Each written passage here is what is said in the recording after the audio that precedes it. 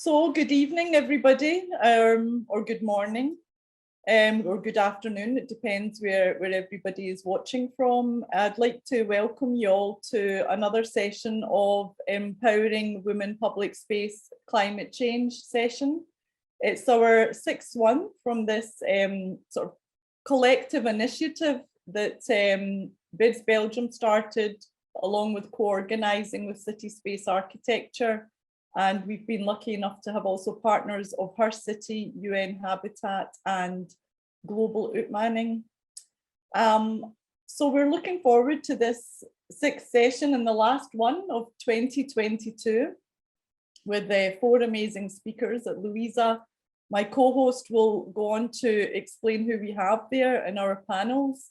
But I just wanted to give a kind of framework of empowering women, public space and climate change as being an initiative that we started during COVID period. Initially, it had a little bit of a different start, and it was about getting women together from different continents and looking at self-defense and how women can create safer spaces. But also we know, of course, that women shouldn't have to change their behaviours when it comes to creating safer, inclusive spaces. And since that initial start in 2020, we've kind of moved on to working with Her City. And may I do a little bit of also, sorry, a bit of housekeeping there? If everyone could just mute themselves as well, that would be great. Thanks. Thank you. Sebnum's joining us there. Thanks, Sebnum. And so we've moved on to have these talk sessions, which has been really quite inspiring. And we're going to see how we evolve and how we have other partnerships in the future. But also this session, I want to explain a little bit about. So as we said, BIDS Belgium, my own NGO, we're also working in inclusive, sustainable communities and how we can bring private sector, public sector together and citizens and different projects around these topics. But this session of empowering women, I'm going to give a sort of brief paragraph on this session. So empowering women and girls to fight for equality, social, environmental and racial justice is not an easy task, as we all know, of course. Yet perils from inaction and the threat of climate change and other reprehensible acts of injustice are real, especially in the global south compared to the global north. So over the last weeks, of course, we've seen COP27 happening, taking place in Egypt. And on November the 25th, we also had the UN Women International Day Against Gender Violence. So we all must do our part. And this session of Empowering Women, Public Space and Climate Change, we will focus on how we can co-design enabling systems that support women and girls in their fight towards equality, social, environmental and racial justice. How can resiliency be a key factor in empowering women? And that's the sort of key word for this session is resiliency. So in saying that, I'd like to also very much pass over to my co-organizer and co-moderator, Louisa Bravo, who will introduce herself and introduce our speakers that we have. Thanks, Louisa. Pass it to you. Thanks very much, Rosina. Yes, as you mentioned, we started to discuss about these talks regarding women and public space some time ago, and we are now today having another session, which is the sixth talk of this very nice and I would say also successful series. The idea, as Rosina mentioned, is to discuss how women can actually experience, live, appreciate, transform, appropriate, and understand the sense of ownership of public space. And so that's why the idea of empowering women.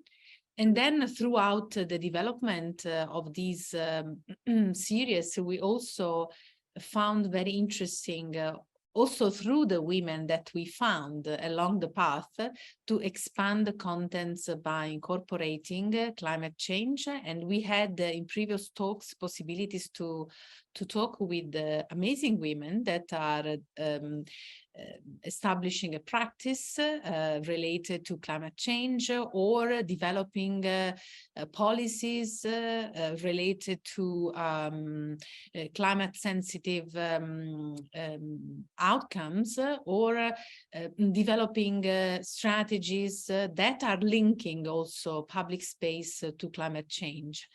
And so now that we have these, three main areas that we are trying to mix together and find ways to intertwine also the different topics to understand how this complexity could be navigated through the work that many women are actually developing throughout the world.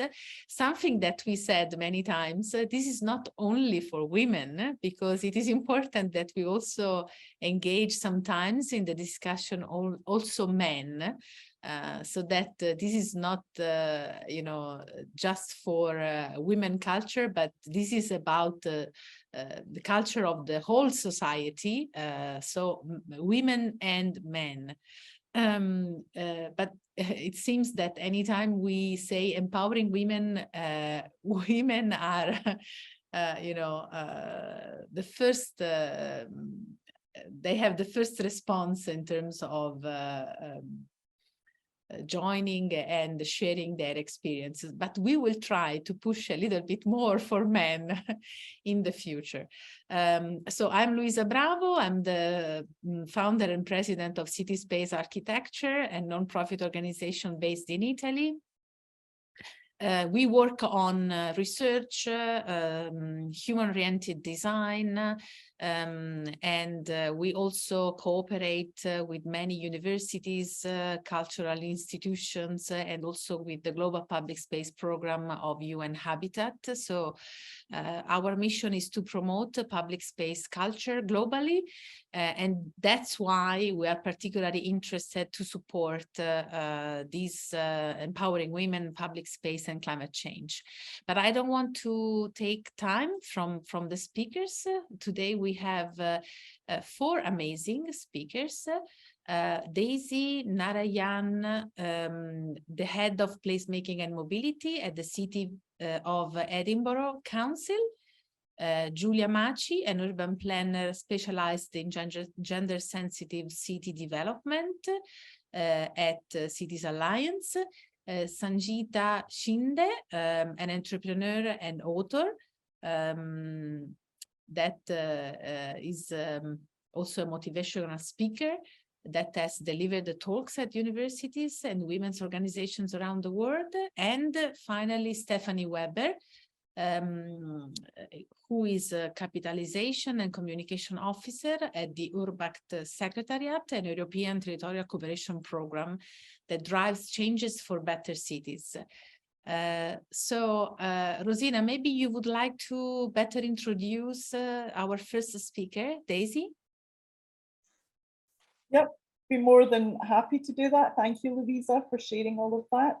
So, Daisy Narayanan, MB, FRSE. Daisy, I'm going to read out your bios and then I'll pass over to you. So Daisy is the head of placemaking and mobility at the City of Edinburgh Council, where she leads on delivering a citywide integrated approach to transport and placemaking. She trained as an architect and urban designer, and over the last decade, her work has focused on sustainable transport and climate action. Daisy sits on the board of Architecture and Design Scotland, Wellbeing Alliance Scotland, and the Saltire Society. She is a member of the Evidence Group of Scotland's Climate Assembly and sits on the judging panel for the Scottish Transport Awards also. She's recently been elected to the Fellowship of the Royal Society of Edinburgh. Drawing on her previous experience working on India, Singapore, England, and Scotland, Daisy believes passionately in the importance of creating inclusive places for people and places that reflect and complement the communities that live in them. A music aficionado, I have to say also, a bookworm and a linguist.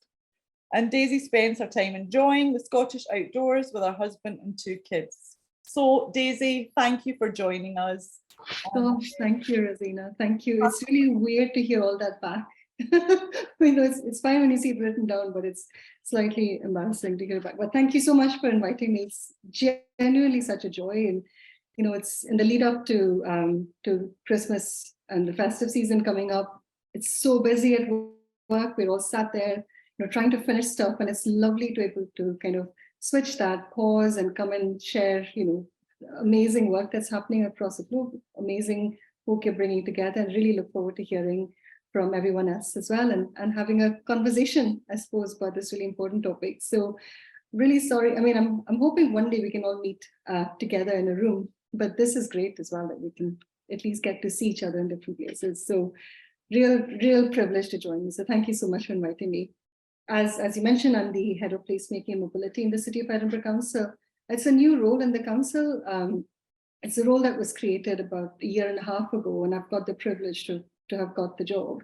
And it's a role that is essentially meant to join the dots. So, for so long we know that there's so much silo working, especially in local government. You've got transport and planning that don't speak to each other. And for years, architects and urban designers and so many of us professionals have been saying we need to do more integrated, joined up work. So this role was created to help join those dots between planning and transport and economic development, housing, and really try and join the dots between all of that.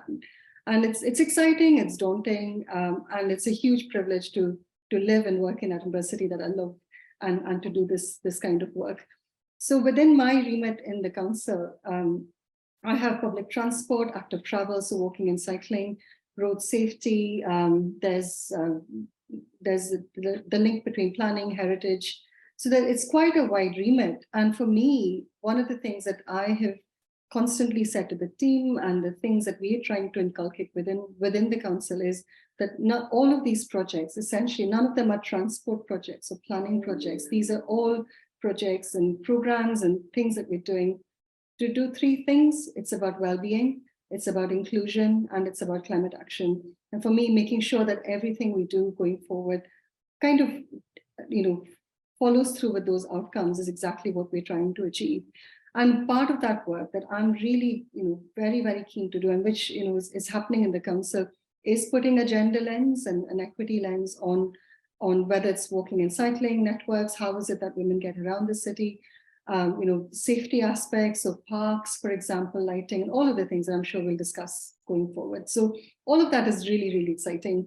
But for me today, I've got about 5 minutes, you said, Rosina, so it'd be good to talk about the world of city and town design and transport. And again, as was touched upon, to see how women are taking the lead in reshaping the environments around us, and how places that are designed with women's needs and travel habits in mind are places for everyone, because we know that themes of equity and social justice are deeply embedded in what we experience, especially as women or the more vulnerable in society.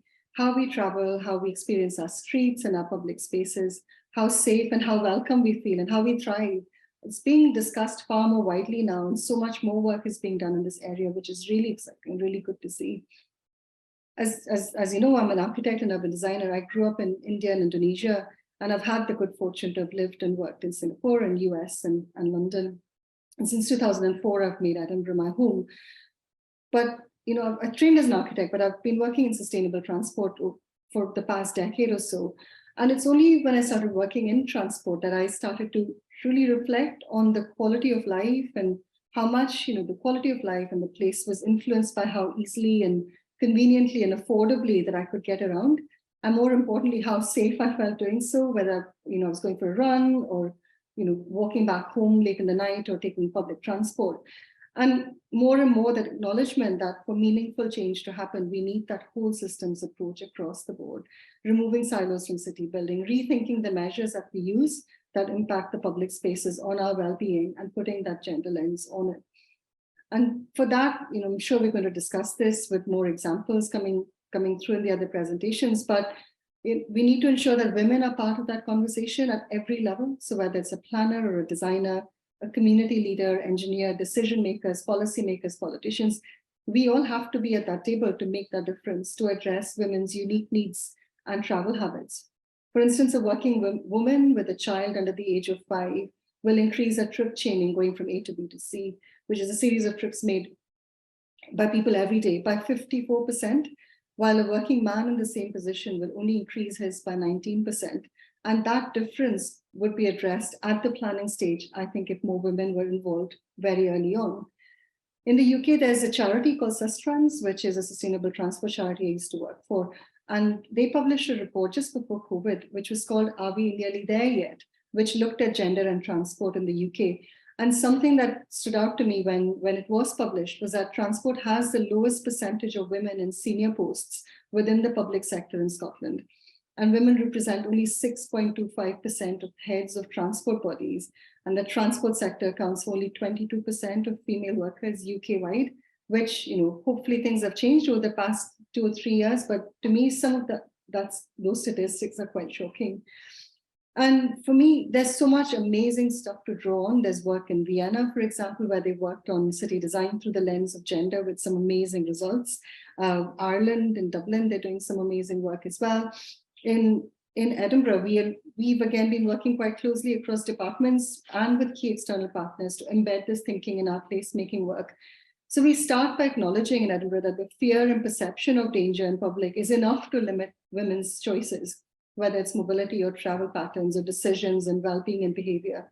So there is a need not just for infrastructure change, but that attitudinal behavioral change and structural change across society, while also working on the infrastructure and tangible measures and actions to improve women's safety, especially in public places. So we're working to strengthen and expand that across the city, putting the gender lens, as I said, in forward planning and implementation, a multi-agency, multi-directorate approach within the council and across the city, because issues can't be resolved in actions. It only sits with teams responsible for public safety or violence against women or people. So we're looking to delve a bit deeper to understand what is it that people want. We started off as a project implementation group, for example, and now we're a partnership group across the city. Again, really exciting conversations coming through. Of course. We're going to take a morning off. Oops, sorry, can I just say, thanks, sorry about that. No worries at all. So, and just lastly, just for one of our flagship public realm projects, we did a women's audit and safety audit. So it's not just, again, a transport public realm project, but we're looking to talk about the first mile and last mile journey for women, again, drawing on that collaborative experience that people face. But I want to pick up your word resilience, Rosina, that you mentioned. And we find as women, I think, especially here, that I have found personally in my experience, that when you put your head above the parapet, when you're making change and when you're having these difficult discussions about changes on our public streets and how we travel, the culture change that's required, it gets quite difficult. Some of the conversations get quite toxic. And I've been at the receiving end of some really awful trolling.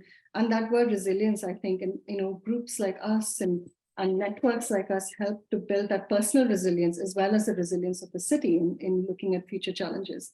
So I just want to end by talking about that online civility, because we are collaborating more in a digital world, because those in public office or public roles who challenge the status quo face that torrent of abuse, which is mostly anonymous. So we have to collectively ensure that digital engagement becomes more normalized. It becomes, online spaces are safer, democratic, and kind. And to reinforce that note, I'd like to end on the words of a Sufi poet, Rumi, who I love. And he talks about, he says, before you speak, let your words pass 3 gates. Is it true? Is it necessary? Is it kind? And I think more than ever, we need this, not just in our lives, but also in the online and offline spaces that we are creating and we're working within. Because transformational change is upon us, and I'm sure we'll see that in some of the presentations. And it's up to us to make sure we shape it and not embed existing inequalities and reimagine places that are fairer and healthier and more resilient. Thank you. Thank you so much, Daisy. Thank you for that. I really appreciate your time coming on this time. I know as we said, that you may have to leave early, but we hope you can stay on as long as you can. So also just to mention, the plan is, of course, everyone presents and then we have a really nice informal discussion as well. So thanks again, Daisy. Louisa, I pass on to you. Yes, I'm now introducing the second speaker, Giulia Maci, an urban planner specialized in gender-sensitive city development, youth engagement and community-based action planning with work experience in more than 20 countries across Africa, Asia, Europe, and Latin America. Currently, she works as urban specialist at Cities Alliance in Brussels, coordinating the Cities for Women global program that focuses on increasing girls' and women's engagement in urban development and governance through participatory planning and urban processes. Giulia is also Institute Associate at the Institute for Culture and Society, Western Sydney University. She has been the Italian coordinator for the Dialogue 5+5 in the Mediterranean region for the promotion of exchanges and city projects focusing on circular economy and citizens' inclusion. Prior to this, she has worked as researcher and consultant for different international organizations, developing and leading urban projects. Giulia. I think my bio was way too long, but thank you, Luisa, for introducing me. And thanks also, Rosina and Luisa, for inviting me today. It was already very interesting already after the first presentation. I would like to share my screen. Maybe if you can allow me, Luisa.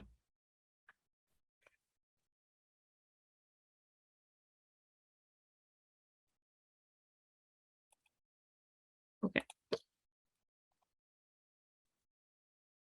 I don't know if you can see it. How do I do? Okay. Share. Yeah, after 3 years of this, I think we are becoming quite expert. So, so I work at Cities Alliance. For the ones that don't know Cities Alliance, we are part of the UN. But we are a partnership that has worked for the last 20-25 years in cities, also with cities and NGOs in fighting urban poverty. So our focus is really the global south and mostly Africa, but also Asia. And I'm leading a global program called Cities for Women. So before, of course, we were making sure we have system in place to make sure that everything we do on climate, on infrastructure, on planning, on migration, inclusion in cities as a gender lens. But then we realized also that we needed to have a dedicated program. So that's why we create the Cities for Women program with, of course, the understanding, as I think Luisa also said in the introduction, that if we make cities that are more inclusive and more responsive to women's needs, in fact, we are creating also cities more inclusive towards everyone, no, regardless of any identity or characteristic and physical ability. So we have the global program includes projects on the ground in different countries and also a global window of advocacy.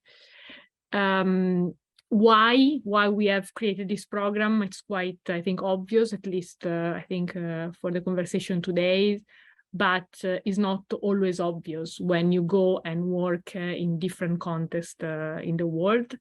But in fact, our cities, gender equalities are built into our cities, even if we don't see them, even if we are so used to them that we don't notice them.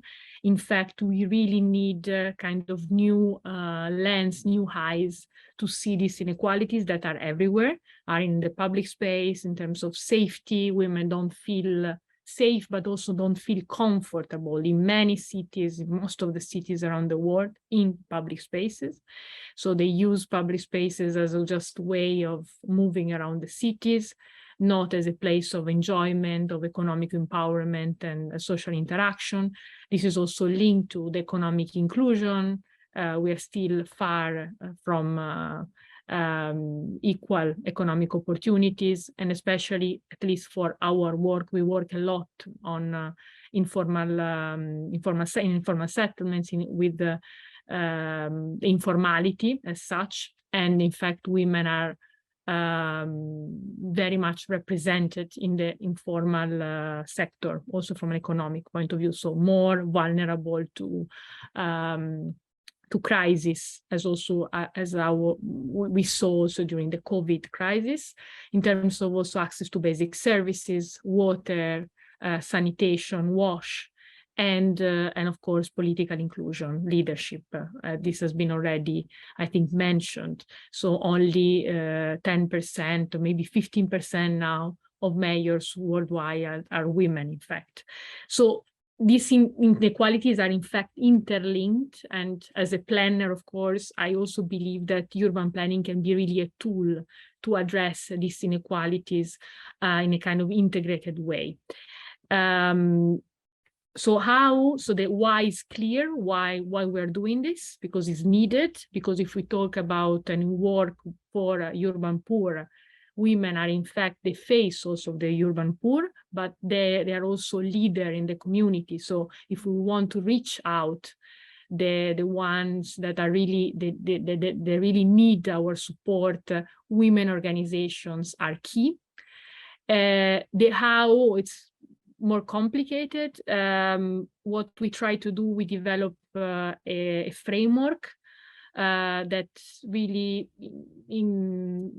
basically we develop a specific tool that we are testing and also adapting for each step of the project, urban project development. So from the engagement and assessment when we work in a city, to the co-design also of urban interventions, of urban policy, to the implementation of also of projects, and until the evaluation and communication and advocacy, we always try to get women involved and to get the right data, sex disaggregated data. In fact, one of the main issues when we go and work in different cities are in fact data. So it's very difficult to convince also city authorities, even donors, to invest and to really focus on gender sensitive projects because they don't have evidence. So we lack sex disaggregated data and especially qualitative data. So we did a lot of work on this, on adapting, using existing also tool, readapting them to the global south context, so also to the informal settlement context. We also did work, in fact, gender mapping also in informal settlements to understand how women and girls were accessing public spaces, basic services, and economic opportunities. And we combined a different tool according to the need of the specific project, to get this data, to get the evidence, to demonstrate that there is a need, and then we can co-create and co-develop a specific project. Since this conversation was really about, or was also about climate, I take this opportunity to briefly mention a very recent tool that we have developed in close dialogue with a network of women associations called WIGO, which is basically associations of women working in the informal sector across the world, and also closely with UCLG and other partners. It's basically, we call the Hair for Climate tool, not really original as a name, but the focus is really to especially at the assessment level, when we start a project in a city, to understand how the city, if the city is exposed to climate risk, first of all, how the city is coping with climate risk and adapting also to that through the collection of data, through baseline collection and also interviews, and then to look how women are coping with that. So looking at specific vulnerability of women, and also how women are contributing to the adaptive capacity of the city. So it's basically a model with 3 dimensions: governance, built and natural environment, health and well-being, 15 factors. For each factors, we have a list of questions according to 2 stages. So one is, the first stage is basically the baseline and exposure to climate change. And the second stage, where we really engage with women organizations to check women's sensitivity and adaptive capacity. And at the end of the process, for each factor, we score 1 to 5. And we see, in fact, the difference between the women exposure and capacity and how the city is doing, and we identify specific gap or place for an action. So this is exactly what I just explained. So there are these 2 stages, and the first stage is more a baseline and desk review and few questions to experts or local policymakers. The second stage is really the engagement, and we do it through focus group, workshops, and even at the neighborhood level. This is an example of, in fact, how, for example, for each dimension, we have different factors, and for each factors, questions. And this is just to show. And we also developed for basically each, now it's becoming complicated, but it's not, for each climate risk. So this is, for example, flooding, specific questions to really understand, because everyone says basically that women are more vulnerable, but they're also a leader in their community, but we don't have the evidence. So this is really to build evidence. Where do we apply these different tools? This I just mentioned the one on climate, but we are applying in different places. This is an example of Kathmandu. It's a project that we are building in Nepal. We did this assessment in the Kathmandu Valley, in the city, and now we are replicating right now this assessment in 9 municipalities across Nepal. And on the basis of that, in 2023, we launched a program focusing on gender-sensitive climate adaptation plan, and also specific public space and climate-resilient infrastructure. So this is something that we have built with the ministry, with the local authorities, and also women's group. Another example is the Femme Medina project in Tunis. It's really a project focusing on public spaces, and also there we had really a strong focus on this participatory approach, having really women involved from the beginning. And the project that it's in Tunis, so the capital of Tunisia, in the Medina, so the historical cities, that is quite conservative in the way women also use and perceive the public spaces. So very quickly, we had 3 components. One was really the participatory assessment. We used our different tools to collect data and understand how women were using public spaces and what were the issues. In the second component, we co-developed policy recommendation for the cities that has been already adopted, including the gender-sensitive municipal budgeting, which has been included, in fact, and adopted in Tunis and in other cities in Tunisia. And also we co-design small-scale public spaces. This was really decided by the women, so they are really quite different from training center to green spaces to spaces for children with also or library. And we implement the spaces, and then we had, right now, we just concluded a city-to-city exchange with other cities, and we are launching now a second phase in other 6 cities in Tunisia. This was interesting just to show we developed like a digital map to see immediately some of this gender data into the map. This was the security map. And then we developed also something related to the cultural, religious, and entertainment activities, and many others. And based on this map, we selected also the location together with the municipality. And then the intervention, this is the 3D, but there is an existing, the project has been finalized. So before and after, and this is now a kind of very used public space. In fact, has been inaugurated a couple of months ago, and is already quite very used by the community, by women, and there are also children that didn't have, in fact, a public space because it's very dense. Even in the evening, they are using the space. Then we also developed a path, a cultural path that connect, in fact, the new spaces and new services for women with also existing monument or spaces that are connected with the memory and women history that in fact are not well known.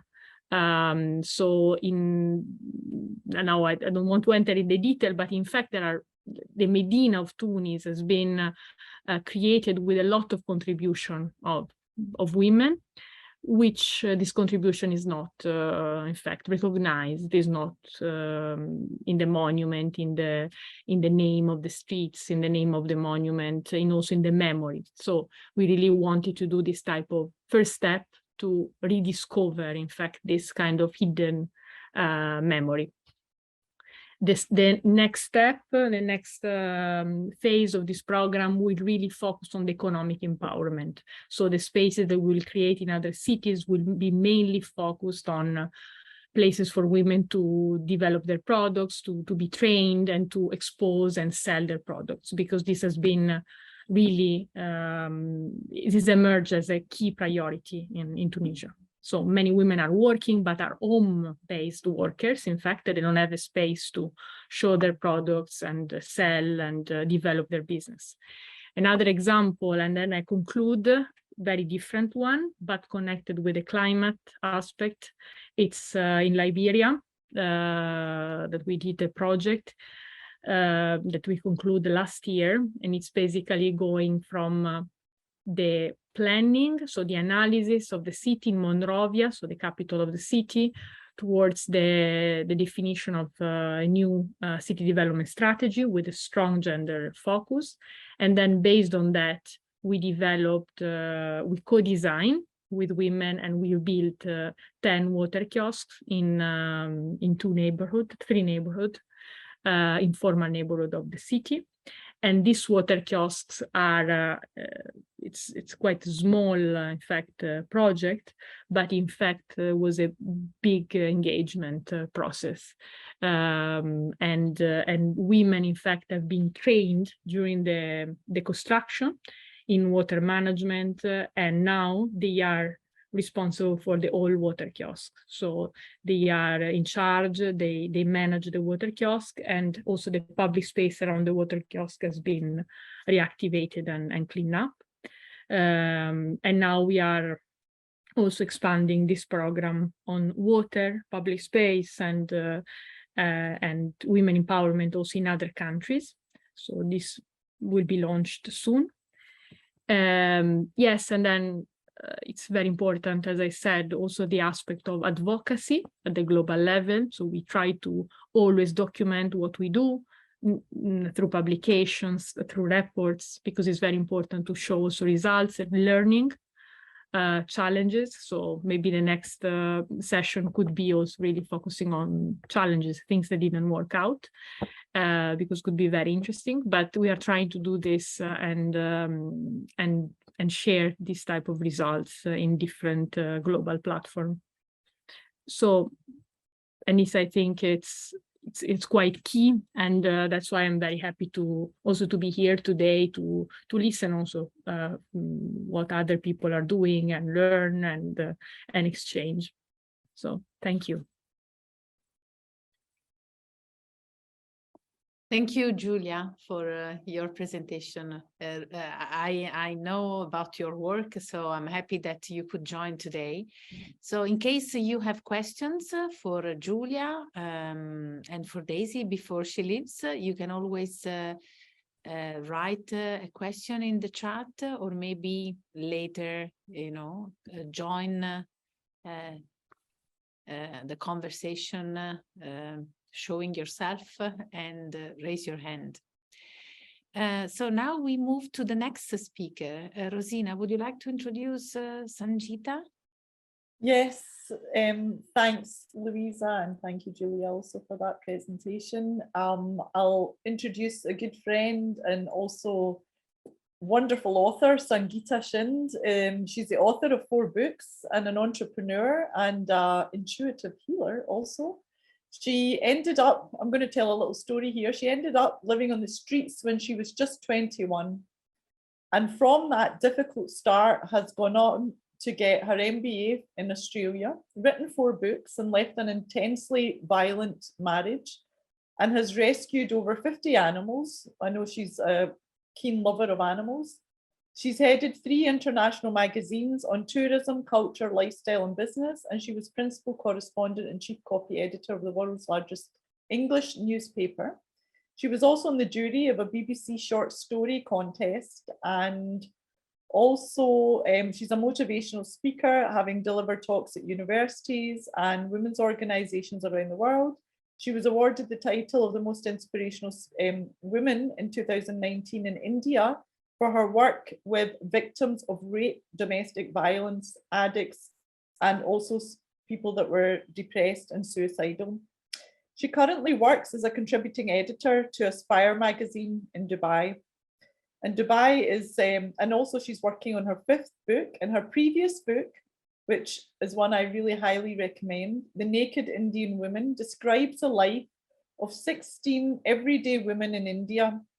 It's Sangeeta's mission to empower women to throw off the chains of misogyny and patriarchy that have held women back for a millennia. And I thought it'd be really interesting to have Sangeeta here because we just had, of course, the International Day of violence against gender violence. So Sangeeta, I pass over to you. Hi, Rosina. Thank you so much for having me here today. I really appreciate it. And I'm so glad I was able to make it. It was touch and go until the last minute, to be honest. Louisa, thank you very much. I think you both do amazing work, and I'm so privileged to be here today with all of you. I love the presentations I've seen so far. Daisy Narayanan and Julia, thank you. Very informative, amazing to know all this work going on. As Rosina was probably talking to you about, well, about me, I'm a storyteller. I'm not really into the whole academic side of things. I like telling stories because I think that's where the reality lies for women, for human beings. My last book, The Naked Indian Woman, I was supposed to make a presentation, but I've been unwell, so I couldn't, but this is kind of what it looks like. Was the story, 16 stories of what happens to women on the ground in a place like India, regardless of whether they were living in the UK, the US, or in India, or in Australia, or like me in Europe. What were our experiences around sex, marriage, being a wife, being a mother, being a single woman, being divorced, being hit, being abused, being raped, being molested? It's all in this book. And it's, sadly, these are not unusual stories for most women. It's not just India. The more I travel around the world, the more I realize how difficult it is for women, and that the stories that are coming out of India are actually universal stories. These are the stories of women around the world. We all go through, I mean, if you'll pardon the language, crap. If you look at history, look at Joan of Arc. Yeah, we all know her, Europe. Fantastic 16-year-old girl, vision from God, went to the king, said, I will win back territories for you. And she did, led an army of men. What happened to her? She was murdered by the same people she fought for. Anne Boleyn changed the course of Christian history by her absolute insistence that despite being, well, not of royal blood, she would still be Queen of England. What happened to her? She was murdered because she couldn't give Henry a son, apparently. Come back to my own country, Fulan Devi. She was a bandit warrior princess. She held all of North India, at literally at gunpoint. People were terrified of her back in the 70s and 80s.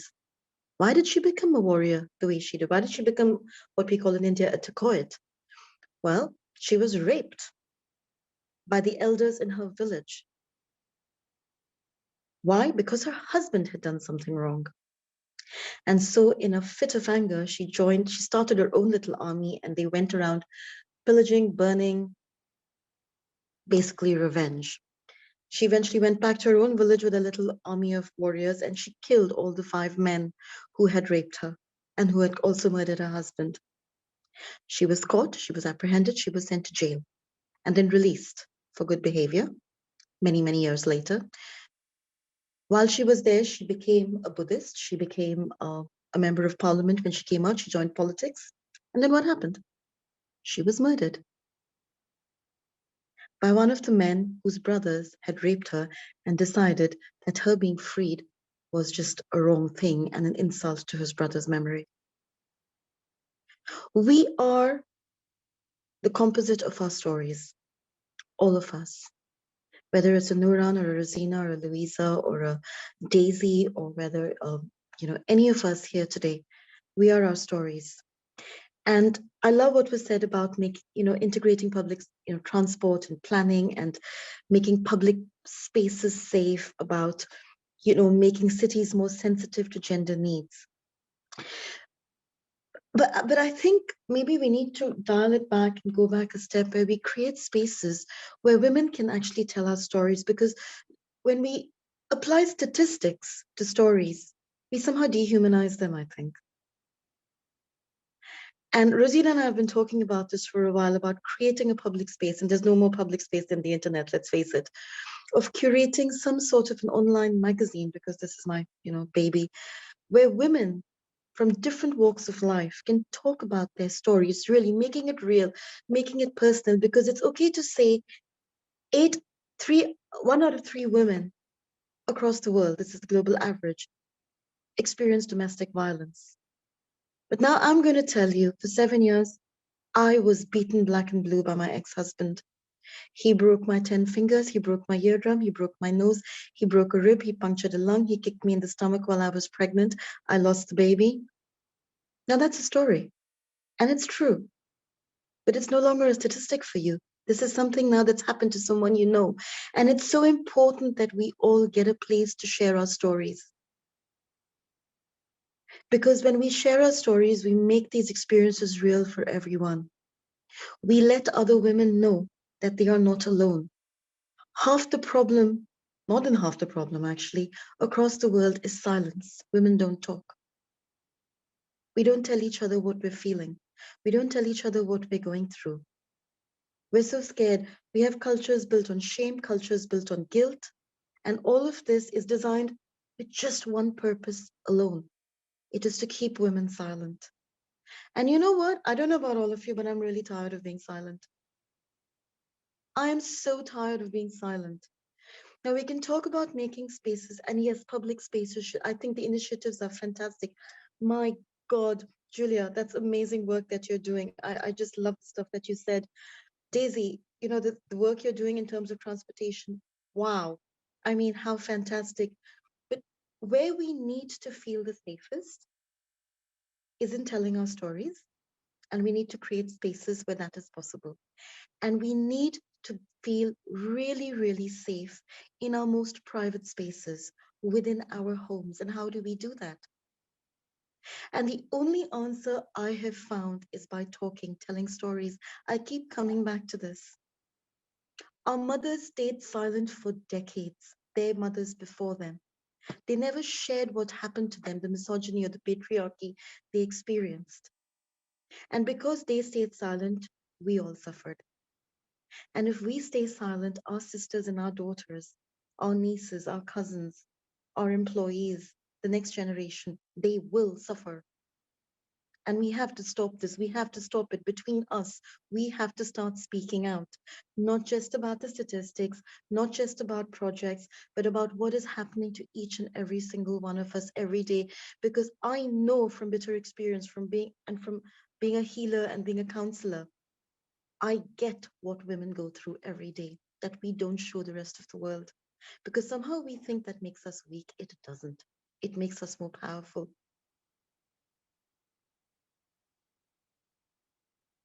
And we need to somehow introduce the storytelling aspect into our projects, into our initiatives which make public spaces safer, because then we make it real.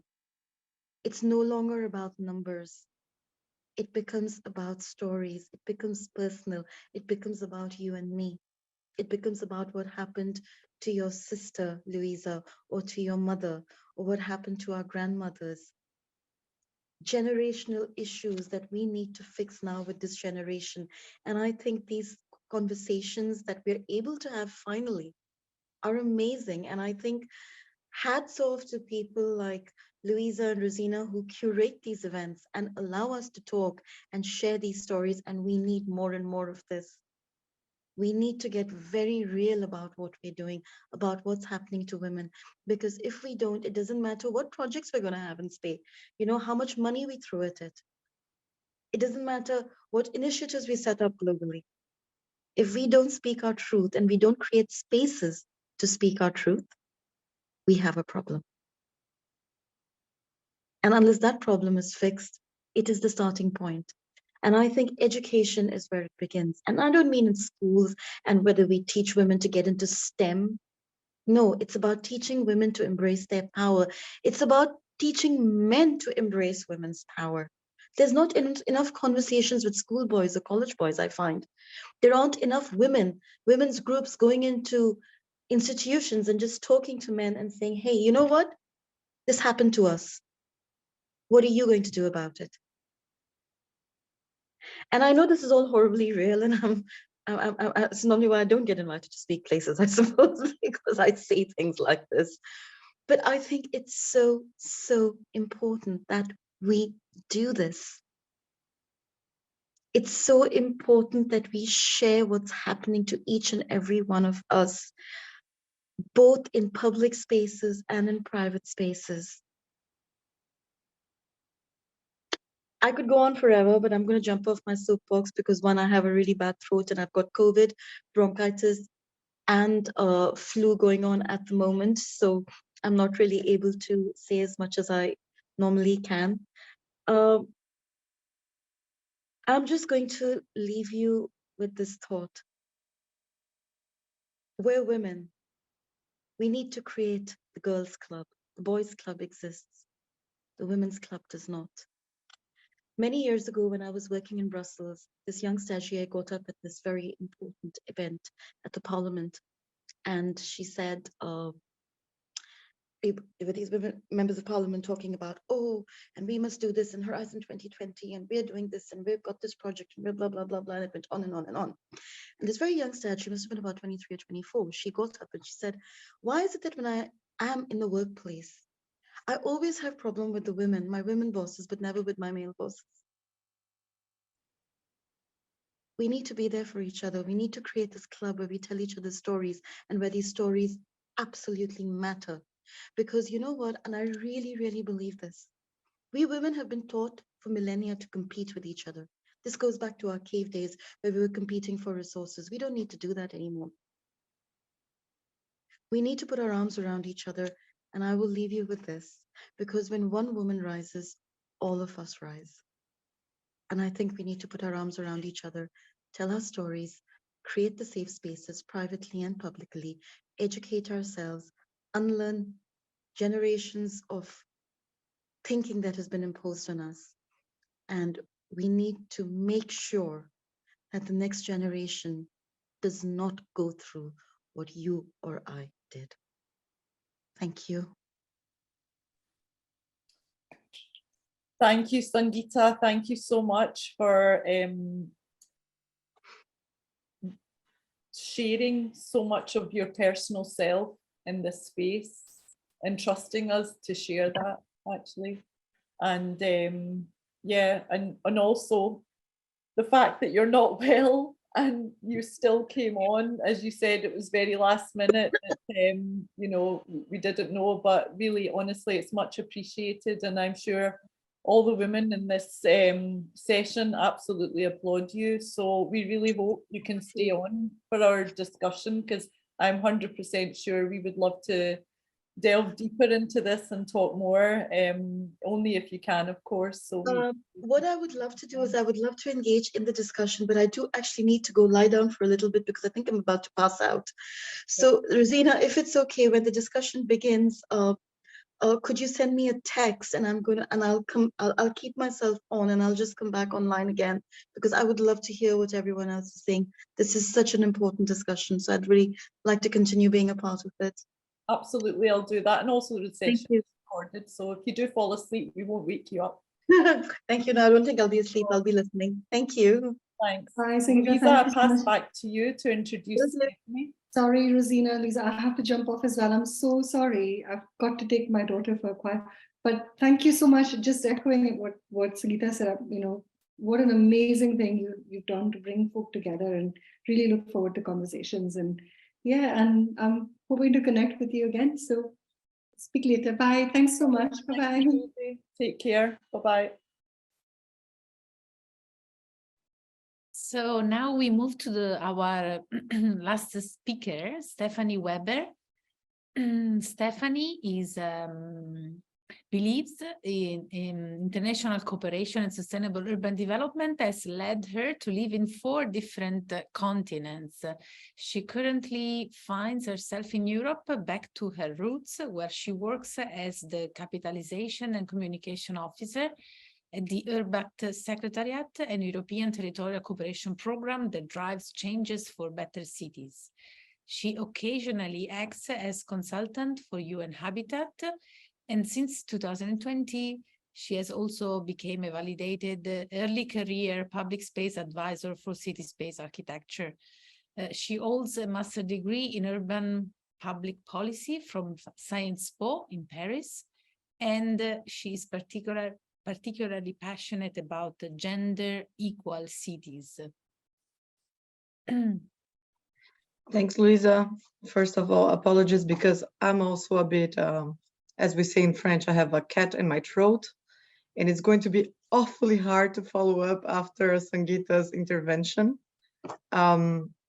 Although she did a very compelling point about personal level and how women perceive not only the public space, I might gonna get back for some of the data, numbers, and statistics, but that doesn't mean that I myself and the way we work, we don't appreciate actually the storytelling process. I think on the contrary, I feel like Sangeeta made a very compelling point, and I think it's worth mentioning this parallel that she brought on the fact that the moment you tell a story, you create ownership. And to me, this is the same definition as to creating public spaces. And I think this is beautiful given the framework and the people who are here, and that the fact that we're talking about public spaces. So yeah, we need to speak up to kind of claim the streets, to kind of claim the public spaces and so on. So with that, I'm completely on board with that. With that being said, I'm going to now pass to my very corporate PowerPoint presentation. So yes, thank you, Rosina, for making me the host. So I believe you can all see my screen. I'm going to steer the conversation a little bit more back to the matter of green transitions and gender equality. So we all know that the climate crisis is not gender neutral. This is something that I think the moment that we're all here, and once again, I do appreciate Sangeeta's point of us being together and create this safe space for exchange. At the same time, if we're here today, it's because we see eye to eye on some things, and it's important for us to actually share those lessons learned with other people who might not see the same way as we do, and who can benefit from other perspectives. So all in all, how can we draw the connections between quality, equity, and climate mitigation? And gender on top of all? Sometimes we put all those words together and they might sound like jargonish, and how come those things actually fit together? How come those puzzle pieces, they actually fall in together? And perhaps I'll take just a brief moment to introduce you to URBACT. I'm not going to delve too much into it. I'm going to be very quick. But just to tell you that URBACT is an European territorial cooperation program that seeks urban solutions for more integrated and sustainable cities. And when we look at this integrated word, which can mean everything at the same time, that can mean nothing, we are talking actually by ensuring that urban development meets the needs of the present without compromising the ability of future generations to meet their own needs. So it's very timely. And we're talking about not working in silos, but rather looking at the big picture and bringing different elements together. So in the frame of the URBAC program through European funds, we recognize various dimensions of social, economic, cultural, environmental, and other matters that are intertwined, and that any success in urban development projects can only be achieved with this integrated perspective. At least that's our own definition of success, of course. And whenever we find good stories, of course, we have Julia mentioned talking about like the fail stories, the challenges. I completely agree. Those are very interesting and very insightful for an overall operational reflection. At the same time, whenever we find good stories and things that work, we just put it out there and we share this knowledge, because we do think that there's a value on a visualization process. City practitioners, elected representatives, they can only spark and ignite the change once they actually can picture or imagine themselves at the top of the mountain. So this is something that we really take into account. And when we look at the urgent actions that cities need to take on climate, we're very mindful of the need of those actions to tackle a just transition, ensuring that different teams and problematics are also taken on board. And this, of course, means not only gender equality, but intersectionality, other aspects that touch upon social cohesion and integration, generally speaking. And when we look to how we implement actually the gender mainstreaming actions, how we can actually put this mindset and invite others to put on the gender lenses, especially when thinking about climate policies, it's a bit complicated because, let's face it, we do have an equity deficit when it comes to sustainability. And gender is a great dimension of it, without a doubt. Most usually, climate policies, they don't look at this disparity, and they fail. And they fail precisely because they don't reflect or represent the population that they actually affect. Which brings me to the very first point that I want to bring, which is about representation, which I'm sure it's nothing too new for you guys, so I'll make it short but sweet. Just a small reflection, considering who makes the most consumption decisions at micro level. Do you guys happen to know, like, man, woman, or is it equal? I'll invite you just to reflect on this question very quickly. And you all don't have your camera, so I'm not going to ask you to raise your hands or anything. I'm just going to do a spoiler alert here and share with you the news that actually women are responsible for 70 to 80% of consumption decisions within households and within daily lives. And this is not us, URBAC, saying that. It is Forbes, OECD, Bloomberg. We have many actually sources that point to the fact that on a daily basis, women are the ones who are behind the decisions that concern consumption, food, energy, and even resource management more generally. Nevertheless, we have a great gap, because then we look at the macro level, and it's outstanding how this staggering dates that we realize that, okay, women have so much power at a small level, but across 193 countries, only 15% of national environmental ministries are led by women today. So we talk about so much about consumption, the role we have, but for the real decisions, this is quite limited. Likewise, across the EU countries, only 5% of executives who work in the field of mining, energy, water construction industries are actually women. And more shocking, we know that energy efficiency and transition nowadays, it's a big hot topic, especially in Europe with the Ukraine war, with the resources we have at hand. And some topics like energy communities, independency, when we talk about renewable sectors or alternative sectors, those are, whether we like it or not, hot urban topics that come to mind.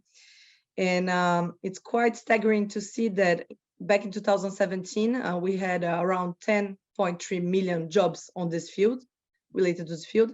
And by 2050, we might have 29 million people actually working in things related to energy efficiency. But today we have merely 32 women working with those. So we're still, there's some light in the end of the tunnel where we can actually see this perspective and actually consider how to take action.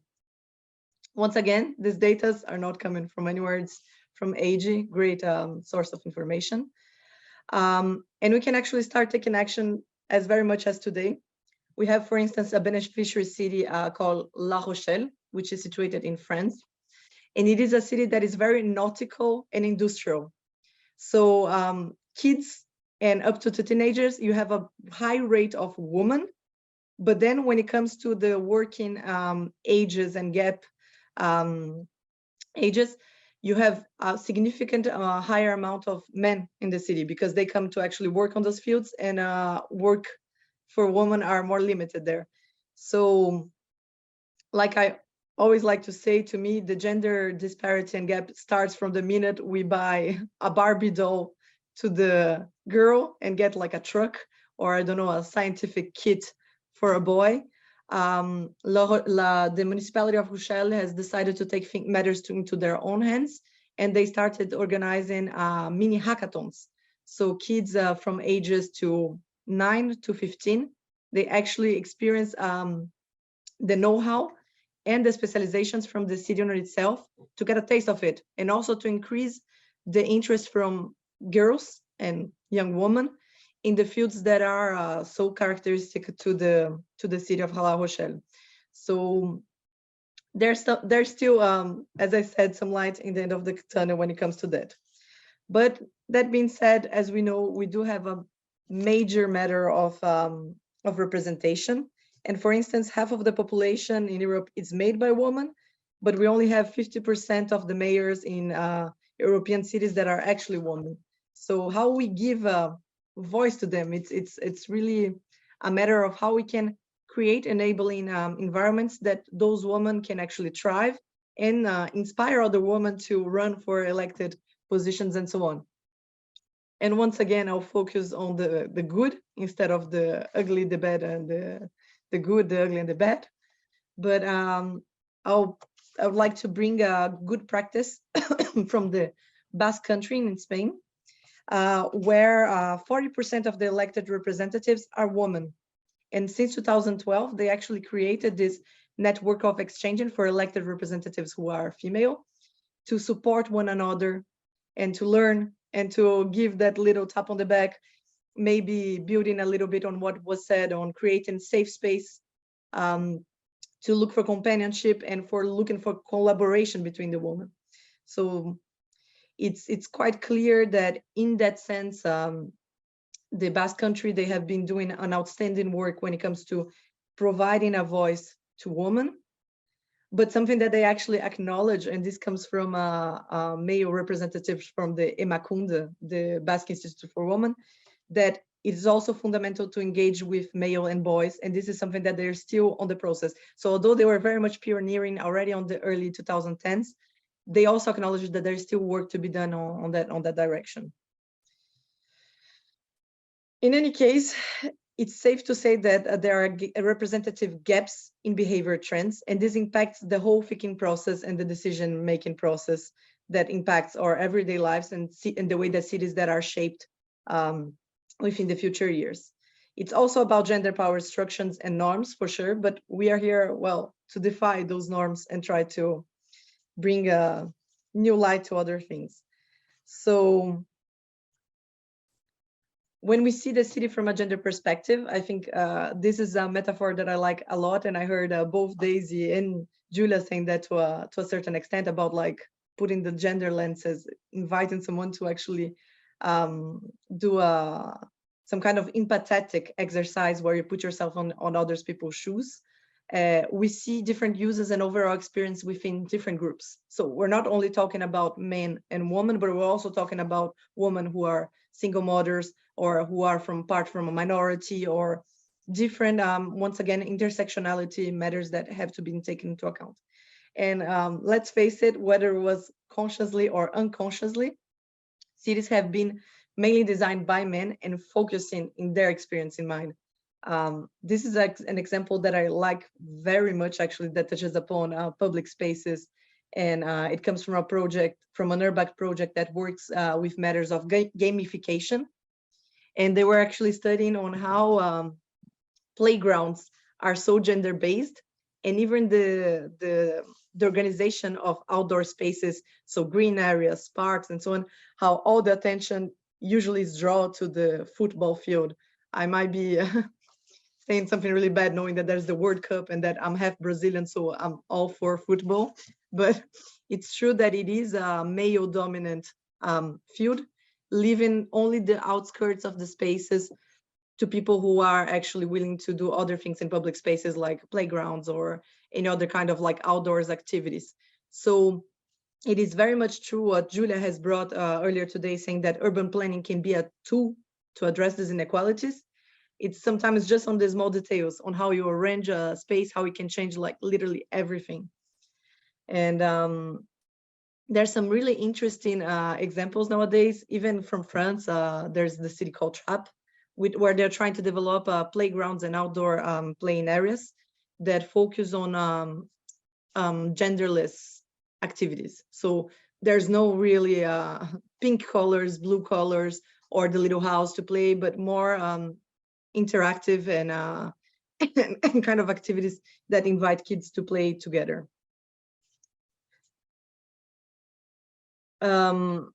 I think it's also very important to mention that we cannot underestimate how difficult it is to create behavior change. People get used to the way they work and they go about their day, and it's easy. It's not easy task to actually get people out of their shells to do things differently.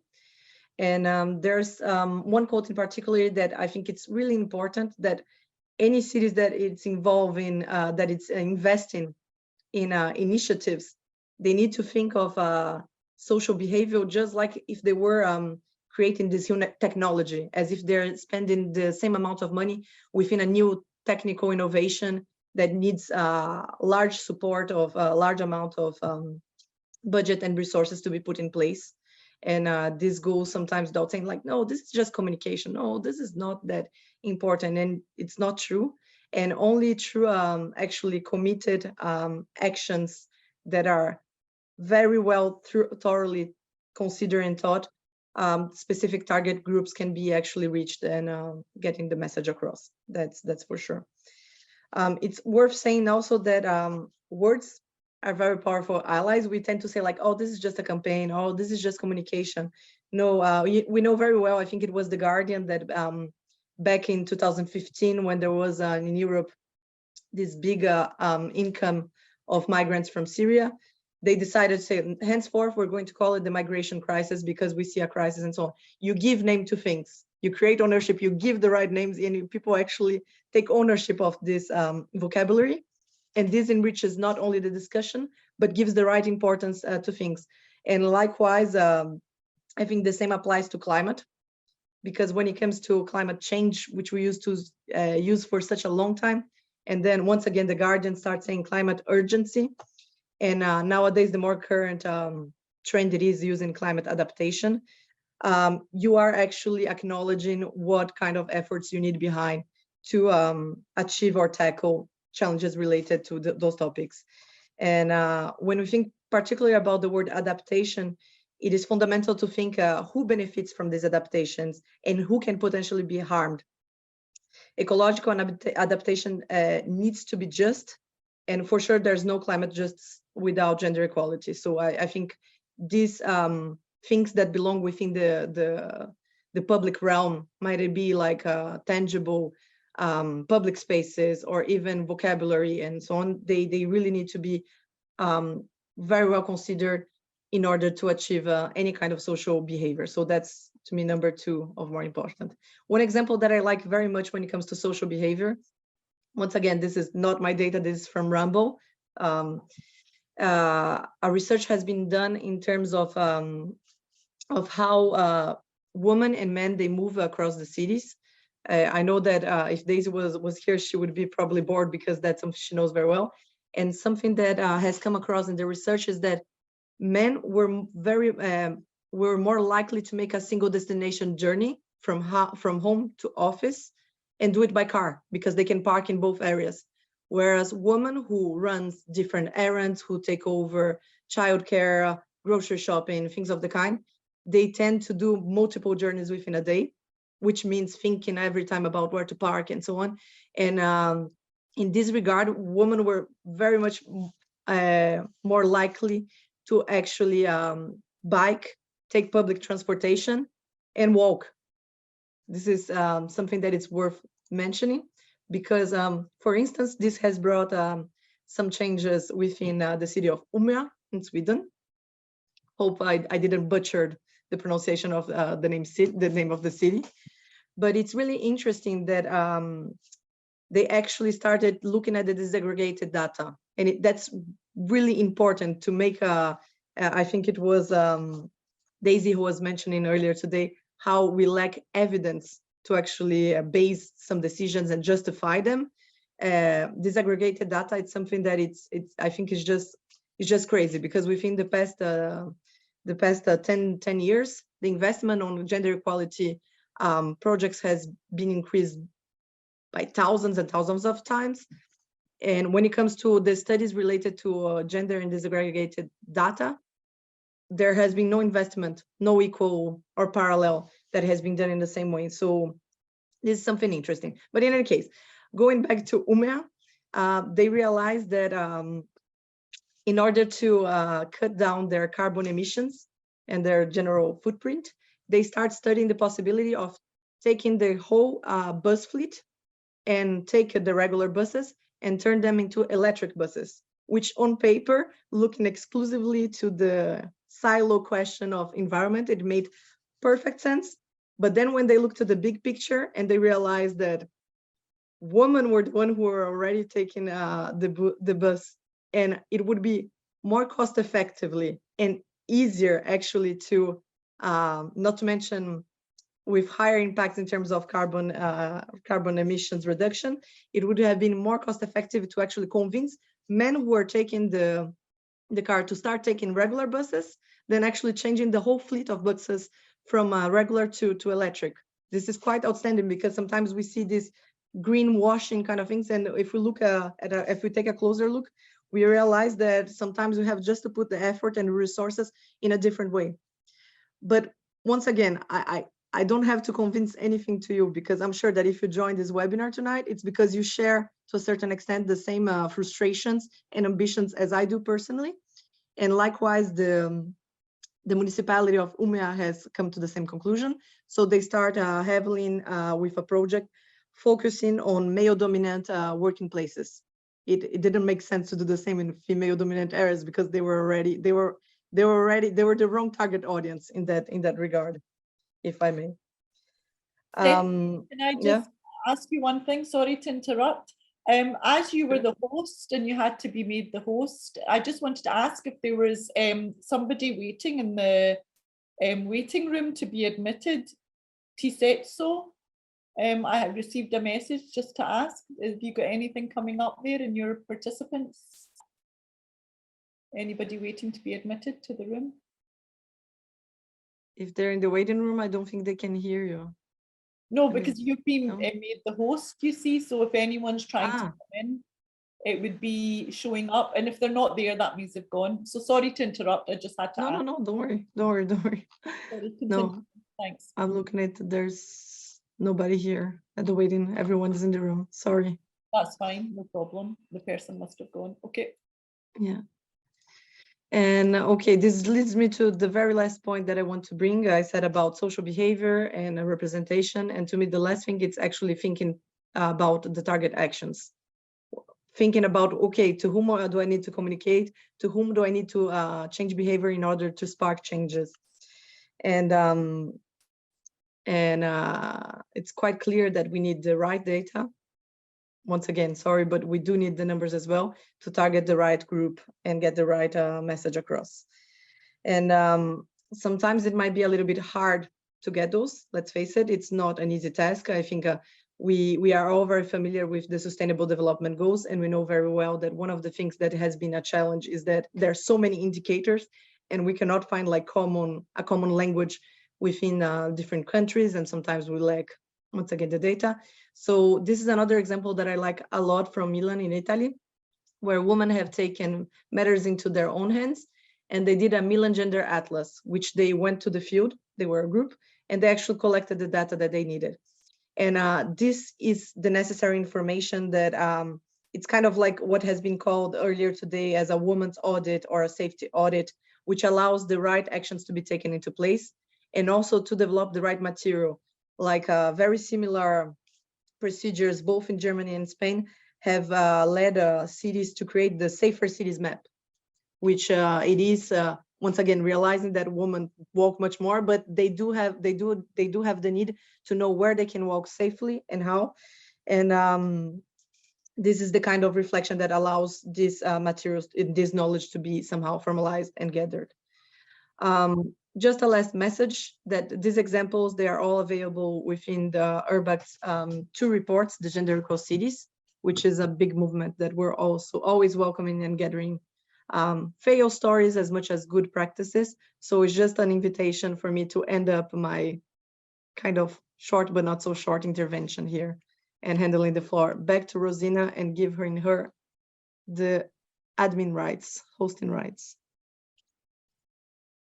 Thank you so much, Stephanie.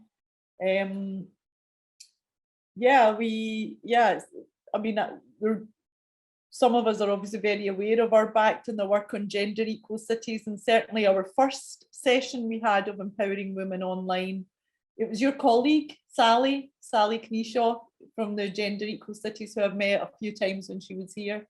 So yeah, just want to thank you for that, and of course thank all of our speakers. And I'm just to be sure, I think the admin rights, yeah, had been passed on in case anyone was trying to get back in. I will message Sangeeta again, but Louisa, I pass on to you to maybe start the discussion, and I will just message Sangeeta in the meantime. Yes, thank you, Rosina, and thank you, Stephanie, and to those who are still with us for now, since other 3 speakers left, since only Stephanie, I think, is available for this Q&A session. Maybe we can have a conversation with other women in the room. We wanted to, follow a certain program of questions that we had already shared with the speakers. I will start with the first one, and then feel free also to interact and add, comments, feedbacks, and whatever you think would be relevant for the discussion. So I start with you, Stephanie, since you are the last one. How do you see resiliency and the aspects of co-design and collaboration working together in your work, particularly, thinking also about grassroots to policy level, since you work with the municipalities, public bodies, and I think URBACT is also very much into community actions and placemaking activities. Also, we wanted to, if possible, to get some comments regarding the recent COP27 and the International Day Against Gender Violence, since, it is important to also have those key moments to reflect about what we have been doing and what is still part of our commitments to still do and improve the conversation, the quality of conversation. It's not just the big event, but it's about commitments after the event and what we can really do. So I think also because I'm part of several working groups with UN Habitat, I think now the challenge is not about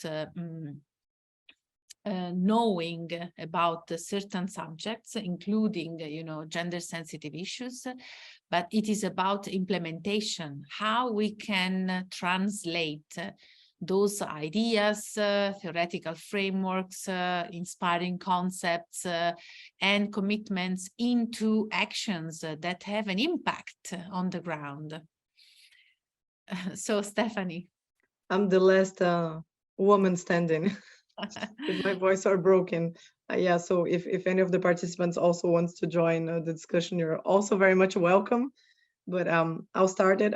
We reminded the sad fact that in most cases, when we talk about gender equality and the working municipalities, it is most often a tick in the box exercise. Do we have half of the team that are women? Okay, good. Does it matter if they're paid less or if they do extra hours? It doesn't matter. So this is a real struggle to mainstream in the sense of showing that there's added value beyond just the numbers or just complying to the good new international framework. And in this regard, something that we have been exploring in our work, it is public procurement, because we tend to see the trends between the cities, and we also very often spot the hiccups that we have in common between those cities, and everything that touched upon, like hiring process, public procurements and so on. It's something that municipalities very often struggle, even if the legal aspects are very different from one country to another, and even some regions or cities within the same country.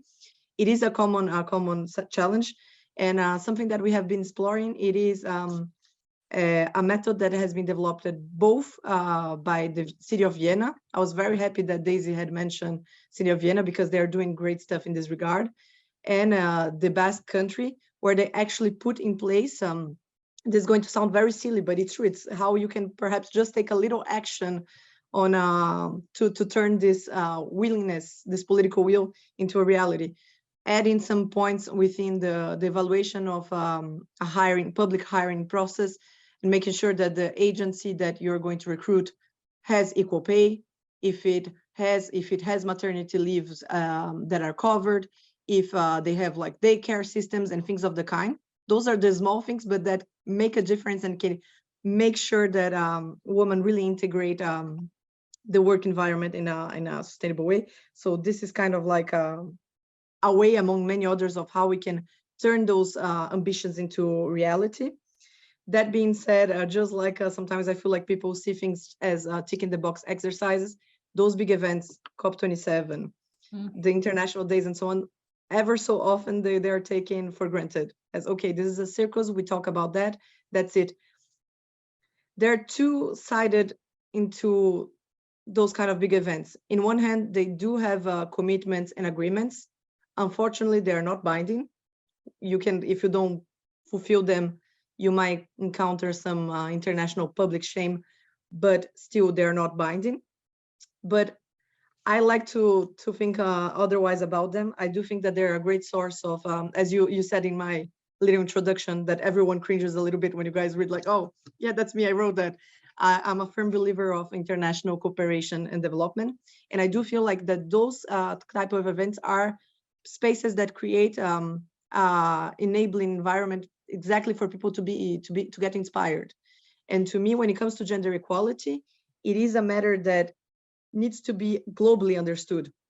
Of course, it needs to be also locally contextualized, but we need to acknowledge the fact that this is something that it's wider, that affects many people, and that unfortunately, most of the times, myself included today, we talk about numbers and so on, when there's actually faces, there are stories behind and so on. So I do think that when it comes to overall participative and co-design process, we do need to see things within the great picture globally. Let's face it, for instance, the lockdown during the COVID times and so on, we have a huge spike in terms of domestic violence, because women are more often at home. And this is not something that it's just applying in one country. This is a global impact, effect and so on.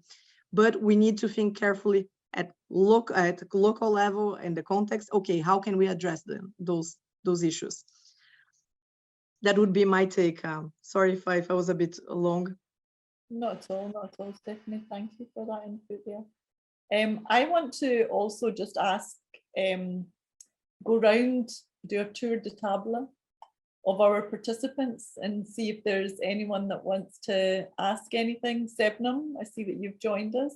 Paula, thank you also for joining us. Sangeeta, you're back. Thank you for that. Hope you had a bit of a rest.